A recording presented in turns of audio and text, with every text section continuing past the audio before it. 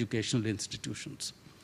It's a frightening figure, but you multiply 100,000 by 30,000, the average fees, you get a figure of $3 billion. Given this, and the fact that in India, only 10% of people have access to higher education, and the government has plans to take this figure to 20% within the next 10 years, for which we need to build hundreds of new universities, tens of thousands of new colleges. There is going to be a major expansion in the education sector, major requirement for new teachers, educators, and the government has identified US institutions, universities, because of their excellence, because of their experience, as very important partners in this process. And I believe, for instance, that the Indian diaspora in the US has 78,000 people who have PhDs. So again, you can see the potential that there is as we expand education sector in India and cooperation between India and the United States in this field. Going from here briefly to the characteristics of the Indian diaspora here.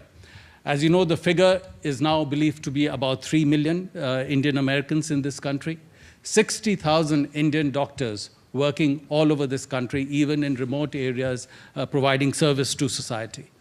40% of all hotel rooms in the United States are now owned and managed by Indian Americans. If you look at median incomes, the highest median income now amongst any ethnic group is in the Indian American community. If you look at the level of degrees earned, latest research of Pew Center has found that for US as a whole, 30% of Americans have college degrees and higher in the relevant age bracket. For Asian Americans, the figure is 50%. For Indian Americans, the figure is 70%. So again, given this, the opportunity and potential for partnership and cooperation between the two countries suggests itself. The diaspora has involved itself in several areas of cooperation. Recently, for example, I spoke to you about the hotel industry. I met a young hotelier who was born here, grew up in this country, and is building hotels in India.